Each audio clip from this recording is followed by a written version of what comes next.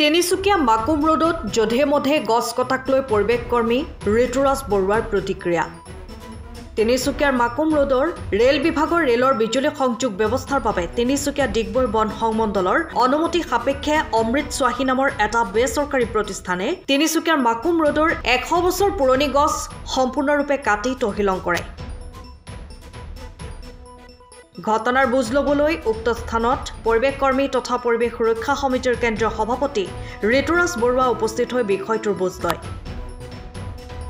আৰু লগতে পৰিৱেশ কৰ্মী ঋতুৰাজ বৰুৱাই এজোপা গছ কটাৰ বিনিময়ত 10 জোপা গছ পুলি ৰোপণ কৰিবৰ বাবে তিনিচুকীয়া জিলা প্ৰশাসন, তিনিচুকীয়া বন বিভাগ, তিনিচুকীয়া ৰেলৱেক গছ পুলি ৰোপণ কৰিবলৈ দাবী জনায়।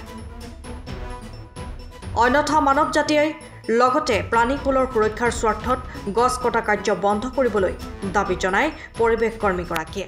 হয়, আমাৰ তিনিচুকীয়া মাকুম ৰোডত কাষত থকা বহু পুৰণি পুৰণি গছৰ গছ বৰ্তমান সময়ত ৰেলৱে বিভাগৰ ফালৰ পৰা কিছুমান গছ কাটি আছে।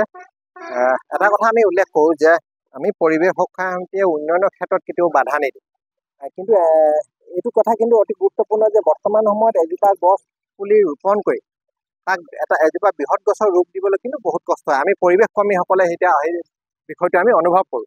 কিন্তু আজি ৰাইজৰ অভিযোগ অনুসৰি আমি ইয়াত আহি দেখিলোঁ যে আমাৰ মাকুম ৰোডৰ কাষত থকা বহুত পুৰণি গছ, মানে 100 বছৰ পুৰণি গছ ইয়াত কাটি আছে। আহি পেলাই আমি ইয়াত নিজে আহি উপস্থিত হৈ আমি দেখিলোঁ যে হয় ইয়াত কাটি আছে। তাৰপিছত ইয়াত অমিত শ্বাহে নামৰ এটা এখন ফাৰ্মে এই গছ কটা ঠিকাটো লৈছে চাগে। সেই তাৰে এজন কৰ্মচাৰীক আমি টেলিফোন যোগে তেখেতক সোধোতে তেখেতে কিন্তু কটা ঠিকাটোহে লৈছে, আৰু কিন্তু ৰোপণৰ বিষয়টো যেতিয়া আমি সুধিলোঁ, ৰোপণৰ বিষয়টো সুধোতে কিন্তু তেখেতে কয় যে আমি নাজানো।